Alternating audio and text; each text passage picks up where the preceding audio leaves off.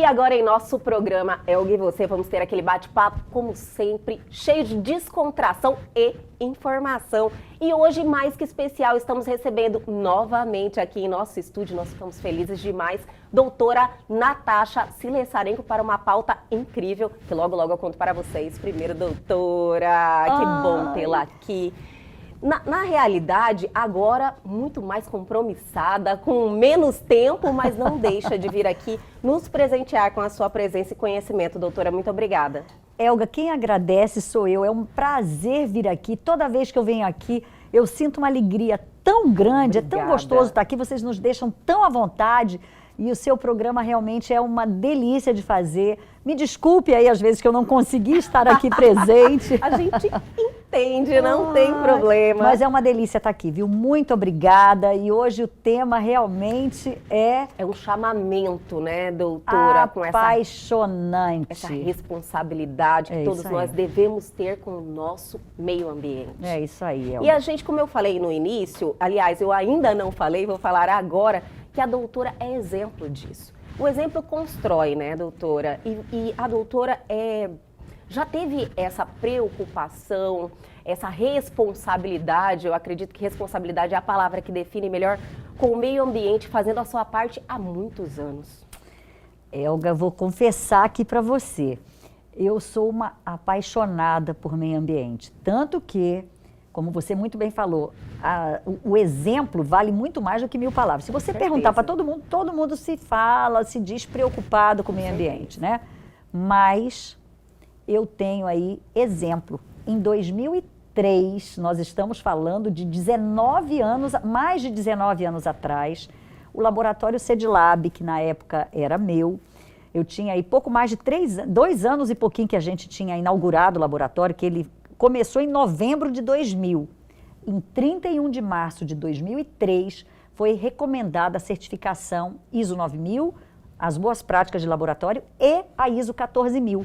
A ISO 14000 é uma norma de proteção ambiental, uma norma internacional que rege as questões ambientais. E o CEDILAB foi o primeiro laboratório do Brasil a ter o selo de certificação ISO 14000 de meio ambiente. Então, isso realmente me deixou... Eu não sabia que ia ser o primeiro, eu fiz porque eu estava fazendo a ISO 9000. Pelo seu compromisso, né? E eu falava assim, gente, mas nós estamos num estado que tem 3 biomas. A gente tem a floresta amazônica, a gente tem o Cerrado e a gente tem o Pantanal. E, quiçá, a gente pode dizer também que temos aí o Araguaia, que é uma região lindíssima também.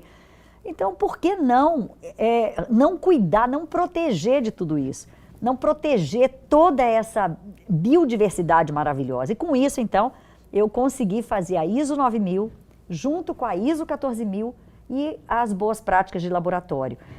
E o CEDILAB, então, foi o primeiro do Brasil a ter essas 3 certificações, mas foi o primeiro com a ISO 14000. Doutora, eu estou chocada, porque na realidade eu tenho todo o conhecimento da estrutura da vida, que é o exemplo, a primeira, que é totalmente sustentável. Então, eu falei, vou convidar a doutora para falar por causa que eu entendi da vida. Agora a doutora me apresenta aqui em 2003. A vida é um bebê. Passada. A vida tem 4 anos e 6 meses, mais ou menos, 7 meses. Agora, em agosto, ela completa 5 anos. E a vida toda ela já foi concebida no projeto de ser um projeto sustentável, de ser uma obra verde. Então, eu me lembro que, na ocasião, o Roberto, o Leonardo, não, vamos mesmo, tem que ser assim, me deram maior apoio. Na verdade, a decisão sempre foi colegiada, de nós 3. E eles deram maior apoio para que a gente fizesse aí uma empresa sustentável, porque saúde e meio ambiente andam lado a lado. Então, com assim, toda certeza, toda a obra da Clínica Vida e hoje a gente tem lá mantido e tem cada vez mais acrescentado as características de uma empresa sustentável. Então, agora ela tem uma usina de produção de energia solar em todo o teto, em toda a parte superior lá da Clínica Vida. A gente tem ali um abastecimento de carros híbridos lá, uma estação de abastecimento de carros híbridos. Então, realmente, assim, isso demonstra o nosso compromisso em cuidar do meio ambiente, estando aí nesse estado tão rico e Sim, com toda tão certeza. maravilhoso. Eu tenho um orgulho tão grande de ser cuiabana, de ser mato-grossense e me vejo na obrigação de cuidar disso. Então, quando a gente fala do CEDILAB, o CEDILAB eu não participei da construção, porque o CEDILAB nasceu ali dentro do CEDIC. Sim. Em novembro de 2000. Então, era um conjunto de salas pequenininhas, a gente usou ali o prédio também do Instituto de Medicina Nuclear, começamos ali. Então, já eram prédios que já existiam, mas dentro disso, a gente adaptou e fez, eu me lembro perfeitamente, um pouquinho antes da nossa certificação, da recomendação à certificação em 2003, porque a 14.000 ela tem que recomendar a certificação, e não é já direto para a certificação, foi recomendada a certificação. A gente teve que construir lá todo um sistema de tratamento de rede de esgoto. Então, a gente fez uma fossa séptica, um filtro anaeróbico, um tanque onde recebia 24 horas por dia o cloro, para que aquele produto de todo o resíduo líquido, né, que a gente chama de efluente, todo o lixo líquido, né, que é o efluente, fosse tratado antes de ser colocado ali na rede pluvial, porque ali naquela região não tinha, na ocasião, a rede de esgoto. Então, tudo isso a gente fez. Em 2003? Em 2003. Nossa, são quase 20 anos. Então, e hoje, este momento atual que nós estamos vivendo, doutora, eu acredito que o maior desafio da humanidade é o meio ambiente. Eu não tenho dúvida. A gente aí já há alguns anos, a gente escuta grandes líderes internacionais, Sim. né? O Al Gore, por exemplo, que participou daquele filme Uma Verdade Inconveniente, que fez o livro Uma Verdade Inconveniente. Aliás, eu recomendo a todas as pessoas que aqui estão assistindo que busquem assistir o filme, e o livro é melhor ainda, chama-se Uma Verdade Inconveniente.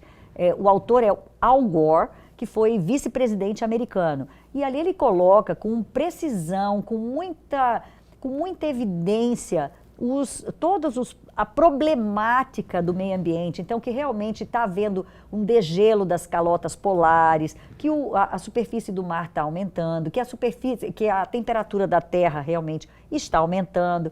Então, isso a gente já está falando há mais de 15 anos. Com certeza. Eu me lembro que eu fui chamada uma vez para dar uma palestra. Depois que eu fiz, então, a ISO 14.000, que a gente fez, não fui sozinha jamais. Eu tive a ajuda da minha consultora, da Fátima Duarte, maravilhosa, da ProQuality. Eu tive a ajuda da Fabiola, que é uma engenheira florestal, uma engenheira sanitarista, desculpa, a Fabiola, engenheira sanitarista, que muito me ajudou.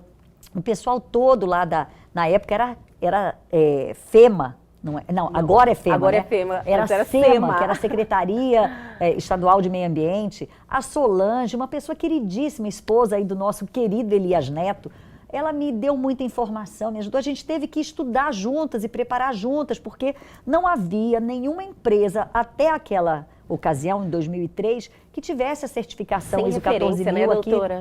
Aqui no estado. Na verdade, na área da saúde, eu fui a primeira do Brasil, né, o primeiro laboratório. Então, a gente teve que criar conceitos, criar modelos. Doutora, eu fico curiosa por, neste momento, você já ter essa responsabilidade. O que te motivou a isso? Eu acho que foram duas coisas. Primeiro, a paixão pelo que eu faço, né? Eu tenho, assim, uma verdadeira paixão por ser médica, eu tenho paixão por cuidar de gente. E não dá para você desvincular gente com o meio ambiente. Uhum. E outra coisa, por estar num estado tão rico em biodiversidade, e eu, como empresária, contribuir aí para que esse estado continue sendo o estado maravilhoso e próspero que é. E, além disso, pelas nossas gerações futuras, né? Eu tenho aí olhando para frente, duas né, doutora? filhas, e eu falava assim, eu preciso deixar um planeta melhor, né? E a minha contribuição é pequena, é uma gotinha no oceano, mas é uma gota. Esse é um ponto importante, doutora, porque às vezes as pessoas, por mais que se manifestam, estou muito preocupado, ela não assume essa responsabilidade de fazer a sua parte, e é tão simples. Você fazer uma coleta seletiva de lixo, você já está contribuindo. Exato. Você ter algumas atitudes dentro do ambiente da sua empresa, você já está contribuindo. Certeza. A gente São contribui. Pequenos detalhes. Exatamente. É fazer o mapeamento da sua empresa. Então, já colocar ali lixo para o lixo seco e o lixo orgânico, já separar. Assim, até não precisa. Antes a gente separava em plástico, papel, metal, vidro. Hoje, você separar o lixo seco do outro tipo de lixo, do lixo orgânico, que é resto de comida, esse lixo úmido, já é muito importante. Sabe por quê? Você já teve a curiosidade, Elga, tem uma coisa maravilhosa, que é ir lá aonde existe, para onde todo o resíduo sólido da nossa capital é levado. Cara, é fantástico. Eu já tive a experiência de ir lá, faz tempo que eu não vou. Aliás, preciso voltar lá, viu? Olha, agora eu fiquei curiosa, doutora, eu quero... Tem uma cooperativa dos catadores de lixo. Olha, eles são extraordinariamente... É perfeito ali aquele lugar. Então, existe a separação. Quando os caminhões chegam com o lixo, Sim. ele coloca ali num determinado local e as escavadeiras pegam e colocam ali em esteiras. E ali, nas esteiras, tem as pessoas separando o que é plástico, o que é metal, o que é vidro, o que é papel. Então, por isso que é importante que a população separe o que é um lixo seco do restante. Não, seria bom separar em plástico, metal, papel, vidro? Seria, mas não tem problema. Não existe coleta seletiva aqui no nosso estado, né? Então, na nossa capital. É uma coisa que, infelizmente, ainda está engatinhando, né, doutora? Está engatinhando. Curitiba é um exemplo de capital disso, mas assim, até tem algumas iniciativas aí de coletas seletivas, mas ainda é inacessível para a maioria das pessoas. Então, o que eu recomendo? Que as pessoas separem o lixo seco do outro tipo de lixo. Por quê? Porque ao chegar nesses locais, chega lá, então, os sacos amarrados. Quando abre e vê ali garrafas PET, garrafas de vidro, ou que abrem ali, tem ali, por exemplo, aquelas caixas de... não é descarpar, que é... agora esqueci, aquelas embalagem de leite, embalagem de suco, sim, aquelas caixas... Sim, uma caixa, eu também não sei esqueci o nome desse material. PAC, tem o nome lá, não sei o que lá, PAC. Aquilo ali é fantástico, então ele já separa, é um lixo limpo, então é maravilhoso e a gente ajuda muito essa cooperativa. E o material também que vai reciclar, que ajuda muito, né, Perfeito, doutora? Se recicla aquele material Sim. todo. Então hoje a gente vive muito a era aí dos descartáveis. Mas, por exemplo, chega na sua empresa, tem um copinho de café descartável, guarda aquele copinho e toma o café ao longo do dia sempre naquele copinho. Porque, olha, sei que lá, pequena atitude que você pode fazer. Pequena atitude. Então, vai tomar o cafezinho, guarda aquele copinho, sabe aquele copinho de 80 ml? Guarda aquele copinho para usar mais 1, 2, 3 cafés que você tome durante o dia, é seu mesmo. Deixa ali a mesma coisa para a água. Então, assim, apaga a luz, desliga o ar-condicionado, mantém a temperatura, não precisa manter a 18 graus, é muito frio, mesmo aqui para Cuiabá, pode manter ali nos 22 graus, que está muito bom. Então, tudo isso acaba fazendo a diferença. Em casa, por exemplo, quem não gosta de tomar um banho demorado, tal, isso faz parte, né, eu quero tomar um banho relaxante, mas procure ter o banho ali suficiente para você lavar a cabeça, dentro do necessário. Aí você fala, não, meu vizinho toma banho de horas. Cara, foca em você, foca nas suas coisas, doutora. Ali no seu dia a dia. Vai escovar o dente, não deixa a torneira ligada. Desliga. Liga a torneira, põe ali a água na pasta, desliga a torneira, escova o dente, e aí sim liga a torneira de novo. Tem gente que fica lá com a torneira ligada, escovando o dente.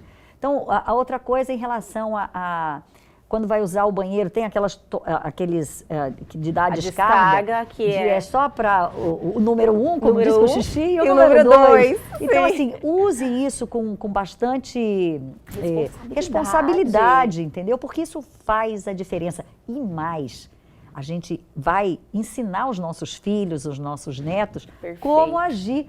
Porque, como a gente começou a nossa conversa, o exemplo é tudo. Porque falar, todo mundo fala. Isso é politicamente correto, você doutora, tá cheio. O difícil é a atitude. Exato. Então, todo mundo se diz ambientalmente responsável, todo mundo cuida do meio ambiente, mas mostrar é outra coisa. Então, dê o seu exemplo para os seus filhos, para os seus netos, para os seus amigos e vizinhos. Fazendo isso, são pequenas atitudes que realmente mudam. Então, por exemplo, às vezes você sai de casa e deixa ali a tomada, o carregador na tomada, é o que a gente chama ali de energia fantasma. Gasta um pouquinho de energia aquilo, então desliga, tira da tomada, o carregador, enfim. Tudo isso acaba, no final das contas, contribuindo. E as empresas podem contribuir aí fazendo uma reengenharia dos seus processos, entendeu? É pensar, o que é que eu posso fazer dentro da minha empresa que eu posso diminuir o impacto ambiental. Então, é tudo isso. E vamos dar aquela paradinha bem rapidinho, mas continua, hein? Só estamos começando.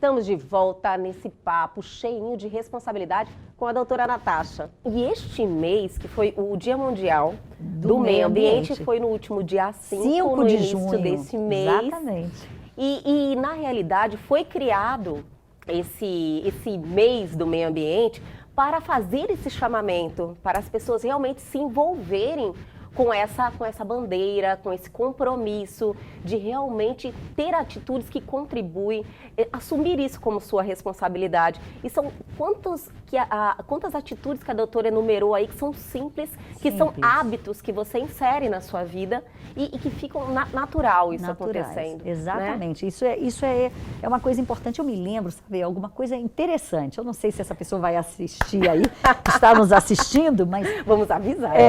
Você acredita que quando eu mudei, então, eu mudei toda a papelaria, né, do laboratório, CEDILAB, para ter papel reciclável, e era caro, era assim, quase 50% o valor de uma folha em branco e tal, mas eu acreditava naquilo, eu acredito naquilo, então a gente fez. Fizemos as sacolinhas oxibiodegradáveis também, aquelas sacolinhas de plástico. Plástico é um dos grandes venenos, né? Sim. Porque ele demora para se desintegrar e muito vai para o rio, muito vai para os mares e acabam matando os animais. Então isso realmente é muito prejudicial para o meio ambiente, o plástico. Então eu comprava sacolinhas oxibiodegradáveis e a minha administradora queria morrer com tudo aquilo. E eu me lembro um episódio... Baixa custo, doutora, baixa custo, doutora, é muito caro. Não, mas a gente ou acredita ou a gente faz de conta. E eu não sou de fazer de conta, eu acredito nisso. E aí colocamos então papel reciclável nos laudos e nos envelopes e tal. E aí, o que aconteceu? Um paciente chegou e falou assim, doutora, seu laboratório é tão bonito, é tão chique, fica esse laudo aqui é tão feio, meio sujo, porque o papel reciclável, isso há quase há 19 anos atrás, era um papel mais escuro e tal. Então, isso me deixou assim muito... preocupada, né? Aí eu falei, não, mas o senhor vai ainda dar razão para mim. Na época, o Banco Real usava o talão de cheque, tinha Banco Real, usava o talão de cheque com folhas recicláveis. Talão de cheque, né, doutora? Nossa, a gente está falando de coisas que muita gente que está aqui nos assistindo talvez acho que nem não sabe o que é. Banco Real, talão de cheque. Eu tive. Aí, ó, tá vendo? E usava, era tudo com papel reciclável. Sim. Então, hoje em dia, a gente tem aí, já sente nas empresas uma responsabilidade ambiental muito maior. Então, essa certificação aí foi uma coisa muito importante para a gente e trouxe aqui para nosso estado o selo aí de certificação ISO 14000 para o laboratório CEDILAB, que realmente nos projetou a nível de Brasil. Doutora, falando da questão da empresa, nós falamos de custo, que é o que todo mundo está querendo diminuir. Aí fala, nossa, eu vou fazer um planejamento aqui, um projeto, vamos fazer uma acessibilidade.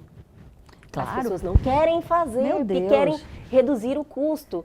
Então, para a gente chegar a essa conscientização, ainda estamos caminhando bem devagar, né, doutora? Estamos. O caminho ainda é lento, mas assim, quando a gente fala de acessibilidade, é inadmissível uma empresa não ter toda a acessibilidade para as pessoas aí. E tem gente construindo ainda assim. É inadmissível no momento isso, atual. Né? Tipo, o custo vai aumentar tantos %. Mas a gente não pode pensar assim, o acesso tem que ser garantido a todos. Com certeza. Isso é ser uma empresa inclusiva, isso é ser uma empresa que permite a entrada de todos. Aquelas empresas mais antigas, os prédios mais antigos, realmente a gente fica ali na dificuldade, como é que vai fazer, mas tem que se adaptar.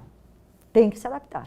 Realmente. E as empresas novas, então, já construam com esse conceito aí de ser uma empresa que todos podem ter acesso, uma empresa inclusiva, né? Nossa, na realidade, não é uma estratégia de marketing, porque na realidade isso vai muito mais além. Não. Mas, nossa, a relação com o seu público, com o seu cliente, com a sua sociedade, a sua responsabilidade. Exatamente. No caso das pequenas empresas, eles falam assim, nossa, eu sou tão pequeno, como é que eu vou ainda me adequar? Pois é, mas o que eu digo, sabe, hoje existem aí muitas linhas de crédito para a sustentabilidade. Então, é importante que você vá, que você converse nos bancos. Olha, que informação maravilhosa, É doutora. muito importante isso. Existem aí várias linhas de crédito e isso tem que ser incrementado, tem que existir políticas públicas para que essas empresas realmente, as pequenas empresas, as MEIs, né, possam aí fazer a sustentabilidade acontecer na sua empresa. Isso é muito importante. Aí quando a gente começou aqui nossa conversa, Elga, pensando, falando, qual é a relação da saúde com o meio ambiente? É toda, porque um ambiente saudável vai te dar mais saúde, e você tendo mais saúde, você vai poder manter um ambiente mais saudável. E como é que essa relação se rompe? Então, por exemplo, quando a gente fala das zoonoses, por exemplo, zoonoses são doenças características de animais que, quando o homem entra para dentro do habitat natural desses animais, ele pode, então, contrair essa doença. E a gente está vendo agora algo, assim, bem característico disso, que é a varíola dos macacos. Isso é uma zoonose, é uma doença própria ali de animais, dos macacos, mas que o homem, ao invadir ali, acabou, então, trazendo a doença para os humanos. Então, isso aconteceu e isso acontece. E quando é, por exemplo, a questão da saúde protegendo aí o meio ambiente? Então, nós que somos um laboratório de análises clínicas, você sabe o que faz com o seu sangue depois que ele é examinado? Não sei, doutora. Você quer saber? Eu quero saber. O que é que faz com o sangue? Então, tirou o sangue, e o que eu faço depois que eu já examinei, já saiu o seu resultado? Então, aquele material, primeiro ele é autoclavado, porque é um material biológico, Sim. É um material que existe ali um risco de ter um vírus, de ter uma bactéria, enfim, de ter aí agentes patogênicos. Pode ter um vírus da hepatite C, do HIV, da sífilis, da hepatite B, enfim. Autoclava, ou seja, coloca aquele material a altas temperaturas. Hoje existem outras formas, pode incinerar, enfim. Tem que descaracterizar aquele material, as proteínas que por ali estejam ali. Bom, depois se coloca numa caixa de Scarpac, que é uma caixa rígida, e é colocado num saco branco, que é o saco que identifica o material biológico. Entendi, doutora. E aí, então, ele vai para um container especial, que também é identificado como um container de resíduos de serviços de saúde, e aí, então, o caminhão que passa recolhendo o resíduo de serviços de saúde leva para uma área especial lá onde se deposita todo o lixo. Então, a gente tem a parte de resíduos sólidos, dos resíduos das casas, num lugar, e a parte dos resíduos de hospitais, de clínicas, de laboratórios, em outro lugar, né? E aí, então, esse resíduo está colocado no meio ambiente de maneira segura. As mesmas coisas, a agulha. Então, agulha, quando você usa agulha, scalp, ou você usa aqueles dispositivos como um gelco, tudo depois ele vai para umas caixas rígidas, que são chamadas de Scarpac, e aquilo, então, vai ser também tomar o mesmo destino. Então, é muito perigoso. Às vezes a gente vê, infelizmente, ainda se vê muito nesses lugares onde se depositam lixo, agulhas, seringas. Com certeza. E isso é perigosíssimo de transmitir doença. Absurdo, né, doutora? Absurdo. Isso é realmente porque um absurdo. É muito prejudicial ali. Às vezes tem crianças ali catando muitas vezes alguma coisa. Não aqui em Cuiabá, isso aqui não acontece. Mas a gente vê isso em algumas cidades e o risco que tem de pegar uma doença, né, de se espetar com uma agulha. Então, existe toda uma sistemática, existe toda uma logística para desprezo desse material. Doutora, falando dessa relação do meio ambiente com a saúde em si e com esses problemas que vêm acontecendo, lógico, a própria Covid-19, aí agora uma zoonose, que é a varíola do macaco, tudo tem a ver, né, doutora? A degradação do meio ambiente, infelizmente, está desenhando um futuro. Dengue, febre amarela, zika, chikungunya. É um desequilíbrio do meio ambiente. É um desequilíbrio com o meio ambiente. Então, assim, a gente precisa, de uma vez por todas, se conscientizar de que o meio ambiente ele é finito. A gente precisa cuidar do meio ambiente, a gente precisa dar essa nossa contribuição como cidadão mesmo, como cidadã, ou como empresário, como médico. A gente precisa demonstrar por atitudes o que fazer, o que é a nossa parte com relação a essa questão ambiental. Perfeito. Né? E aproveitando esse mês, eu gosto de trazer essas pautas, porque as pessoas, elas param e falam assim, olha, nossa, passa um dia, passa dois, passa três, e eu realmente não fiz nada para melhorar ou contribuir, né, doutora, para o futuro, fazer a minha parte. Então, as pessoas, às vezes, não por não querer fazer, mas por levar a vida no automático, distração, achar que esse é um problema do governo, é um problema dos outros, não é meu, né? Não é meu, sabe? Então, as pessoas realmente elas acham que é algo distante delas, mas não, eu acredito que a conscientização de todo mundo, de cada um fazendo a sua parte, educando as novas gerações que estão vindo. Exatamente, você usou uma palavra que é chave. A educação. A educação é transformadora. É só pela educação que a gente vai conseguir chegar em algum lugar. E vocês vejam, hoje, muitas gerações, a minha geração, por exemplo, a gente tinha que fazer 18 anos e ter um carro e ganhar um carro, se ganhava. Sim. Hoje em dia, as pessoas fazem 18, 19 anos e não se interessam em ter um carro, não querem ter um carro, fazem aí, compartilham carona, usam transporte público, porque é muito mais sustentável isso, não tenha dúvida, porque imagine, às vezes você e o marido vão para o mesmo lugar, então vamos fazer uma carona compartilhada, vamos dividir aí com o vizinho, com o amigo, vamos passar no ponto e levar mais 2, 3 colegas para o trabalho. Então isso realmente faz a diferença no frigir dos ovos, no final do dia, faz a diferença. E vamos dar aquela paradinha, mas é bem rapidinho, minha gente, o tempinho da água, a gente já volta.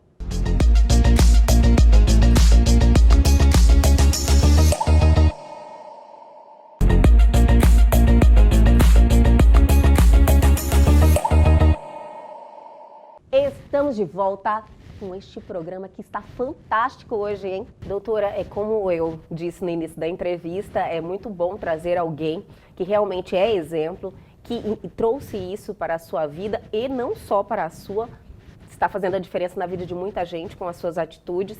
Eu tenho certeza que a partir deste programa, muitas vão se olhar como empresário, como pessoa, o que eu posso fazer? E esta é a contribuição que o programa Eu e Você quer dar para a sociedade.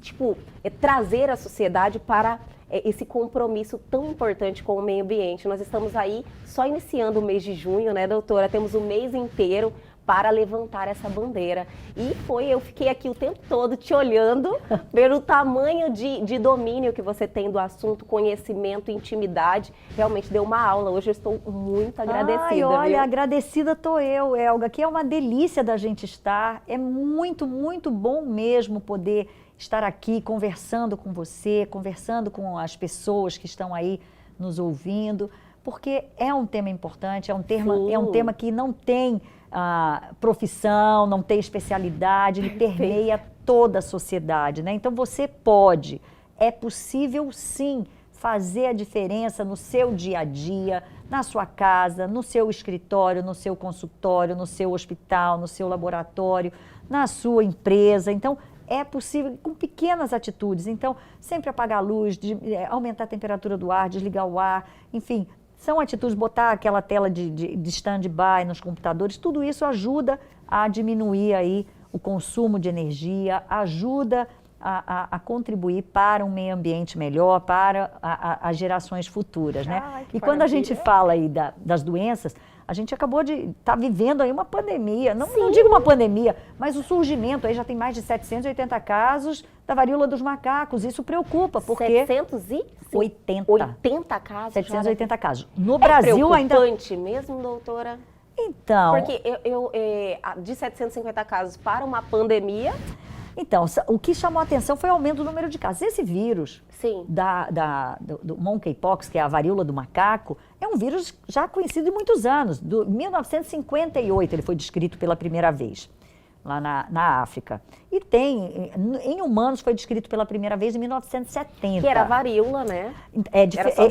Eles são parentes. Eles são parentes. São do mesmo gênero, tá? Então, o vírus da varíola humana foi erradicado do mundo desde 1974, não existe mais varíola no mundo. A última vacina foi dada no Brasil no início dos anos 70. Então eu sempre digo, eu já devo ter dito aqui, porque eu já falei de vacina, Sim. Quem tem uma marquinha... Falou sim, doutora, já lembrei. No braço esquerdo, Sim. é porque nasceu aí antes de 1974 e tomou a vacina da varíola. Porque a marquinha no braço direito é a vacina da tuberculose.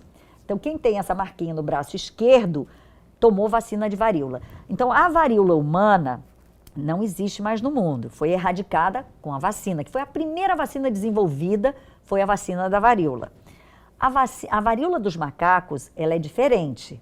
Ela é do mesmo gênero, são da mesma família, gênero, mas tem espécies diferentes, são vírus de espécies diferentes. Sim. Mas a varíola dos macacos pode acometer o ser humano e tem aí 780 casos. Os primeiros casos foram descritos numa festa de pacientes que participaram, de pessoas que participaram de uma festa na Espanha. Olha só. Então, hoje, esses 780 casos já descritos em vários países do mundo, Espanha, Estados Unidos, Reino Unido, são pessoas que participaram dessa festa ou pessoas que tiveram contato com alguém que participou dessa festa. Então, era uma festa.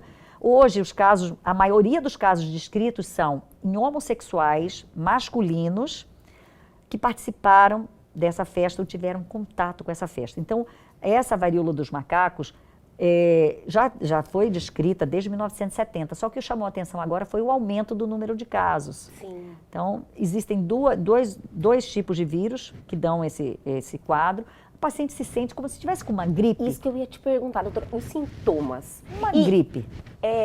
A letalidade. Tá. Então vamos lá, os sintomas. O paciente se sente como se fosse uma gripe, uma febre, mal-estar, pode dar íngua no corpo e aparecem umas lesões cutâneas, umas feridas na pele, sim, que começam no rosto e depois eles se disseminam. E são lesões assim que se transformam, são vesículas, pústulas, então tem vários, ela tem uma evolução. E a letalidade varia, tá? Se for, como eu falei, existem dois tipos, né, desses vírus que dão a varíola dos macacos. Um tem uma letalidade em torno de 4%, o outro em torno de 10%. Então, como a gente teve aí, teoricamente, ainda poucos casos, a letalidade ainda não está parecendo ser muito alta. Ainda. Não. Ninguém. Não. Que notícia boa, né? Mas já se conhece que a letalidade, a mortalidade é em torno disso, tá? Dependendo do tipo de vírus. A varíola humana, não, já tinha uma mortalidade muito maior, tá? Mas quando a gente considera a mortalidade da varíola dos macacos, ela é maior do que a mortalidade da Covid. Então, não é uma doença desprezível. E ela é uma doença, outra característica dela, então ela dá febre, mal-estar, dor de cabeça, dor no corpo, uma sensação de exaustão e essas feridas, né? Sim. Essas lesões começam na face e se disseminam. Isso acontece cerca de 6 a 15, 16 dias após o contato, que é o período de incubação, que é o tempo em que você entra em contato com o vírus e vai manifestar os sintomas. Mas pode chegar até 21 dias, ou seja, 3 semanas para manifestar esses sintomas, tá? A transmissão geralmente se faz através de gotículas de uma pessoa para outra. E esses casos também, como eu falei para vocês, como eu falei aqui, que foi descrito, né, em pacientes, né, em pessoas que tiveram numa festa lá na Espanha. Sim. Esses casos, eles dão mais na região genital as lesões. Então, muitas vezes se faz diagnóstico diferencial aí com herpes genital, com sífilis secundária e também com o vírus da varicela zoster. Então, o diagnóstico é clínico, então o paciente que está com suspeita, aqui no Brasil a gente tem 6 casos aí. Já tem? Não casos confirmados. Não confirmados. Não confirmados. Suspeitos, tá? No Ceará, Rio Grande do Sul, São Paulo e tem mais outros, Mato Grosso do Sul. Então, até teve um caso suspeito em Cáceres, mas foi afastado esse diagnóstico. Então, o diagnóstico é clínico, tá? Epidemiológico, então se teve contato com alguém lá nessa festa, mas à medida que vai se afastando da festa, já diminui o poder dessa epidemiologia, porque o contato que entrou em contato com outro, aí chega e não tem mais essa relação. Entendi. Mas então foram em homossexuais masculinos e mais na região genital. O diagnóstico é clínico e pode-se fazer um exame chamado PCR, que é um exame de biologia molecular, tirando aí o líquido ou um pedacinho da lesão para examinar. Não é o mesmo do Covid, o PCR? A técnica é a mesma. A técnica é a mesma. A reação, PCR eu lembro da Covid. A reação, falou tanto desse exame, tanto desse PCR, mas é a chamada reação da polimerase em cadeia, que é uma técnica laboratorial onde existe amplificação do material genético do vírus, entendeu? Mas e não tem tratamento, né? Então o tratamento é Não tem tratamento. Não, a princípio, assim, os antirretrovirais, os antivirais, parece ter algum efeito, tal, podem ter algum efeito. A gente fica muito preocupado com pacientes imunodeprimidos. Sim, e hoje a gente tem aí né? muitos imunodeprimidos por transplante, então os transplantados, os pacientes que usam medicação imunossupressora. Então, esses pacientes são, a princípio, de maior risco. Então, isso é um exemplo de uma doença, de uma zoonose, que certamente houve um desequilíbrio e, então, o homem ali está se vendo aí com esse risco de doença. E é muito bom mostrar isso que está acontecendo agora para as pessoas. É para as pessoas olharem e falar, olha, tudo isso vem acontecendo por falta de pessoas tomarem atitudes. Né? Então, cada um fazer a sua parte, né, doutora? Isso cada um assumir esse compromisso. E não achar que, isso eu deixo para o vizinho fazer. Não, se cada um fizer, né? Cada um fizer a sua parte, isso acaba se transformando aí em algo grandioso, em algo grande e que realmente vai fazer aí a diferença. Outra coisa que eu queria falar, que se acredita, por que esse aumento do número de casos, talvez tenha surgido aí um outro variante do vírus, e acredita-se que as pessoas que tomaram a vacina da varíola, olha que a gente começou a falar, só essa relação. Pode ter uma certa proteção. Aí você fala, nossa, mas as pessoas que tomaram a vacina de varíola têm hoje quase 50 anos, um anticorpo não dura tudo isso, realmente não dura, mas talvez ao entrar em contato com o vírus, o nosso sistema imune seja despertado e se proteja, nos proteja disso. Então, essas pessoas que tiveram aí esse contato são pessoas que tinham idades aí mais jovens, que não tomaram a vacina da varíola. Então, pode existir aí uma certa proteção cruzada, apesar de que a última vacina de varíola foi há quase 50 anos atrás. Então, o anticorpo não dura tudo isso. Mas pode existir uma memória imunológica que desperte isso. A gente não sabe. Há muito a se saber ainda, né, doutora? Muito. Mas o que a gente sabe também é que o vírus da varíola é diferente do vírus da vacina da varíola, que por sua vez é diferente do vírus da varíola dos macacos. Eles são todos parentes, digamos assim, para falar de maneira mais fácil. O gênero é o mesmo, mas eles são vírus diferentes.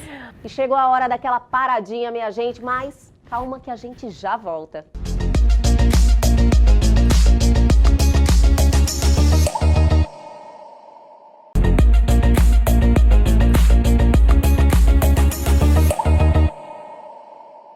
Voltamos neste bate-papo fantástico, doutora.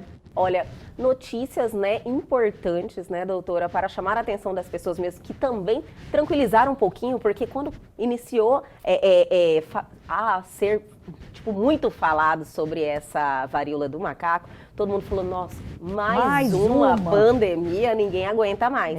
Mas, mesmo assim, a gente não pode, por mais que a doutora falou que para chegar a uma pandemia é muito difícil, né, mas a gente precisa realmente estar de olhos abertos para tudo que está acontecendo neste momento, né, doutora? Ai, sem dúvida, Elga. E aí vem aí aquela questão que a gente fala, né? Vamos fazer a nossa parte, vamos cuidar do meio ambiente, vamos aí nos proteger. Então, uma das coisas que previne, né, que preveniria talvez a varíola dos macacos é o uso dos preservativos, que além de prevenir talvez aí a doença a varíola dos macacos, vai várias prevenir outras doenças, né? Sífilis, hepatite B, hepatite C, o HIV. Então, essas infecções sexualmente transmissíveis se transmitem pelo sexo. A varíola dos macacos não é uma infecção sexualmente transmissível. Não é uma DST, então. Não é. Não é. Hoje a gente chama de IST. IST. Infecções, porque DST é doença sexualmente transmissível. Esse termo já não existe mais. A gente chama de IST, infecções sexualmente transmissíveis. Só tirou a doença e agora é infecções. Entendi. Infecções sexualmente transmissíveis. Então, essas infecções sexualmente... A varíola dos macacos não é uma infecção sexualmente transmissível, mas ela pode ser transmitida pelo ato sexual. Durante a relação sexual. Então, aí as lesões aparecem mais ali na região genital, que é o que tem caracterizado esse quadro atual. E eu queria aqui, Elga, só fazer um ganchinho, se você me permite, com relação à Covid-19. A gente vem aí há 2 anos e 4 meses 4, né? Falando aí de Covid-19 e tal. Lembrar que a pandemia não acabou. Perfeito. Tá? A gente tem visto aí um aumento do número de casos. Nos últimos 15 dias, explodiram os casos no laboratório. A gente tem visto muitos casos positivos, certamente por causa aí de uma outra variante que a gente tinha a Ômicron, né? Lembra que deu um aumento do número de casos em janeiro, fevereiro, março, que é também chamada de BA1. Aí a gente sabe que tem BA1, BA2 e BA3. Então, aqui no Brasil era só BA1. Aí começaram a aparecer uns casos de BA2 na Dinamarca. E agora a gente tem visto aí uns casos de BA2. Então, esse momento agora é mais às custas dessa variante que é da Ômicron, né? É uma variante chamada BA2. Nos Estados Unidos é a BA2.12. Então, assim, tem aí essas variantes. Sim. São variantes que, a princípio, não se mostram mais letais, não se mostram mais como casos graves, mas são variantes que se transmitem muito. Então, Entendi. por isso, a gente tem visto aí um aumento do número de casos. E não tenho dúvida que o Brasil está vivendo, Mato Grosso está vivendo aí a 4ª onda da Covid. Não tenho dúvida nenhuma, é uma realidade. São Paulo já sugere, recomenda o uso de máscaras em locais fechados para todos. Eu tenho procurado usar, porque como profissional da saúde eu fico preocupada que a gente tem muito contato, né? No laboratório, lá na Clínica Vida, nós não deixamos de usar em momento nenhum as máscaras, tá? Mas já houve a recomendação em São Paulo, em várias outras capitais e outros municípios, a recomendação, não é obrigatoriedade, a recomendação do uso de máscaras. E eu queria aqui também aproveitar essa oportunidade de estar conversando aí com os nossos telespectadores para falar da importância da vacinação da Covid. Que muitos deixaram, né, de ter essa preocupação. Deixaram de vacinar. E o que a gente viu, isso assim, é muito transparente, que os casos graves são em pessoas não vacinadas ou em pessoas com vacinação incompleta. Então, a vacina hoje está recomendada para quem? Para indivíduos acima de 5 anos de idade. Dos 5 aos 17 anos, a princípio, são 2 doses. Acima disso, já são recomendadas 3 doses. E acima dos 50 anos, a quarta dose, que é a dose de reforço. Então, esse é considerado hoje o esquema completo. Então, eu faço aqui a minha, como médica que sou, eu peço à população que procurem as unidades básicas aí, onde está sendo feita essa vacina, para tomar a sua 3ª ou 4ª dose. Completar o esquema vacinal. Lembrar que deve ser tomada a 2ª dose sempre 4 semanas, né? Aliás, 4 meses após, você tomou a sua 3ª dose, 4 meses você já pode fazer a sua dose de reforço. E não baixar a guarda, gente. A Covid-19 ainda não acabou. Graças a Deus, a gente tem visto aí que não houve aumento do número de casos graves, de internações, de intubações, de óbitos, porque graças aí à vacina, graças à imunidade natural que as pessoas adquiriram muitas vezes de pegar a doença, mas isso já não sou eu que estou dizendo, os estudos mostram que os indivíduos que estão internando hoje são indivíduos, os que estão internados e que internam, são indivíduos que não tomaram esquema vacinal ou tomaram de maneira incompleta, tá? Entendi. Então, a gente precisa realmente estar atento e tomar aí as nossas medidas de proteção, né? Que continuam sendo as mesmas. O uso da máscara, né? Usar a máscara, especialmente em ambientes fechados, evitar as grandes aglomerações, procurar sempre estar aí. Não é uma via importante, né? A gente viu aí a mão e tal, mas usar sempre o álcool em gel, manter aí as mãos limpas, fazer a toalete, né? Quando vai espirrar ou tossir, não botar a mão, mas botar aqui. Sim. E manter os ambientes ventilados. E que era? Eu lembrei que ia falar. No mínimo de sintoma, teve algum sintoma respiratório, Fique em casa e faça o exame. Então, seja o autoteste, seja o teste. As pessoas hoje, doutora, elas entraram assim um certo acomodaram isso, acomodaram um pouco. Então, por mais que esteja aí manifestando alguns sintomas, ela não vai mais fazer o teste. Banalizou, né? Sim. O Covid já agora acabou, já tá mas dominado. não acabou, sabe? É uma doença traiçoeira, Sim. é uma doença que vem aí com muita, em alguns pacientes, vem com muita inflamação, vem com infecção secundária associada, vem com distúrbio da coagulação. Então, realmente é uma doença que a gente precisa ter receio, que a gente precisa, não quero aqui causar pânico de jeito nenhum. Eu recomendo às pessoas é importante tudo que que a doutora tomem está falando. vacina, que as pessoas procurem tomar vacina, procurem ao mínimo sintoma se isolar e não trabalhar, não sair de casa, procurar fazer o exame, seja o exame de laboratório, o exame de farmácia, o autoteste, mas procure ter o diagnóstico disso e tomar as medidas adequadas, sabe? Nunca tomar medicação por si, sempre procurar orientação médica, porque a pandemia, eu volto a dizer, Elga, a pandemia não acabou.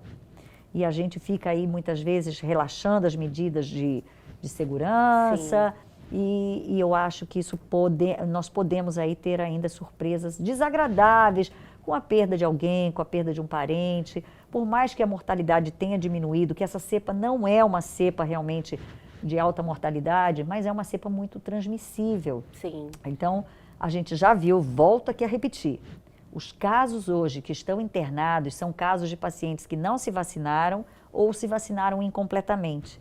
Então, eu recomendo aí às pessoas que procurem conversar com seu médico, que avalie por que não tomar vacina, vamos tomar, vamos aí nos proteger, porque, afinal de contas, a vida é muito importante e, com certeza, cada um dos que estão aqui nos escutando, dos nossos telespectadores, são pessoas importantes na vida de alguém. Então, a gente precisa realmente ter esse cuidado, né? Com certeza, doutora, só agradecer mais uma vez por toda essa informação, que eu tenho certeza que as pessoas, assim, se sentem tocadas, né, por uma informação de tanta confiança e credibilidade vindo da doutora Natasha Silessarenko aqui no programa Eu e Você. Eu fico muito feliz com a sua presença, doutora, e até a próxima. Quem fica feliz sou eu volto a dizer, eu me sinto absolutamente em casa, me sinto muito bem. É uma delícia ser entrevistada por você. Obrigada. Você é uma pessoa assim que nos deixa... Hoje a doutora deu uma palestra aqui, né? Porque ela estava perfeita. Eu falei, não vou interromper. Pois é, olha, você me perdoe por isso. Eu falei, porque nossa, realmente... até eu fiquei parada olhando. Eu falei, olha, com quanto de conteúdo de extrema relevância para a nossa vida, né, doutora? E eu fico muito feliz por isso. E o seu programa leva a informação para o nosso telespectador, né? Isso é muito importante, isso faz parte aí de um programa social mesmo. Eu acho que levar informação é contribuir aí para uma sociedade melhor, né? Muito obrigada, Elga, por mais essa oportunidade de estar aqui no Elga e Você, que é um programa que eu, volto a dizer, me sinto absolutamente bem e você nos deixa muito à vontade. Muito obrigada. Eu que agradeço. E, doutora, vamos marcar uma próxima vez, que eu sei que a sua agenda está bem apertada, porém, eu quero bater um papo sobre essa nova fase que você está agora, nesse momento tão interessante. Eu quero que você compartilhe um pouquinho com a gente. Vai ser um prazer. Hoje eu tive a oportunidade, né, de estar na Câmara dos Vereadores e foi muito legal. Eu, como cuiabana que sou, estar ali na tribuna, né, falando ali, foi muito, muito, muito interessante, falando sobre a participação da mulher na política. Pauta maravilhosa. Já vamos agendar, então. Doutora, muito obrigada mais uma vez e até a próxima. Muito obrigada, até a próxima. E o Elga e Você de hoje fica por aqui. Perdeu algo, quer entrar em contato com a gente? Atenção, pegue seu celular agora e aponte a sua câmera ao QR Code que está aí na sua tela. Vá direto ao nosso Instagram ou para o nosso canal no YouTube e este programa já está lá à sua disposição. Aguardo vocês amanhã aqui na TV Pantanal, canal 22.1.